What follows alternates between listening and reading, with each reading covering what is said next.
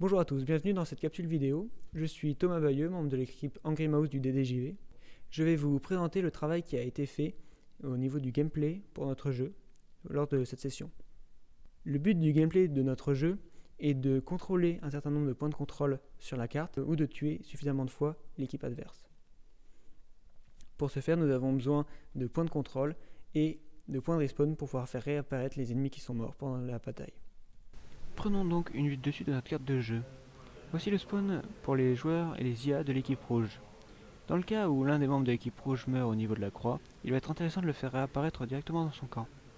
Pour cela, nous utilisons les points de spawn principaux, qui sont propres à chaque équipe, et qui représentent des points de spawn qui sont toujours disponibles. À leur mort, les soldats réapparaissent au point de spawn de leur équipe le plus proche.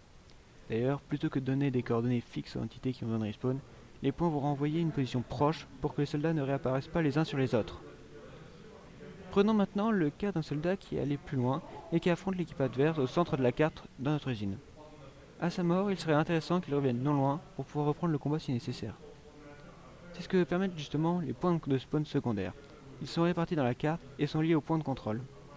Les points de spawn secondaires ne sont disponibles que pour les membres de l'équipe qui contrôlent le point de contrôle. Dans notre cas, il faut que l'équipe rouge contrôle la zone surlignée en jaune pour que le point de spawn soit disponible. Regardons maintenant plus près le fonctionnement des points de contrôle et zoomons sur le point de l'usine. Et nous y voilà. Si une seule team est présente sur le point de contrôle, elle va commencer à gagner du score. Si une seconde la rejoint, ce gain de score va être frisé. La première chose qui se passe si une team essaye de remporter un point qui était sous le contrôle allié, c'est qu'elle va d'abord baisser le score ennemi avant d'augmenter le sien.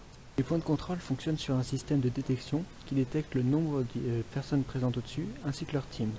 Dans un but d'optimisation, les calculs ne sont que s'ils sont nécessaires sur le serveur et à intervalles réguliers.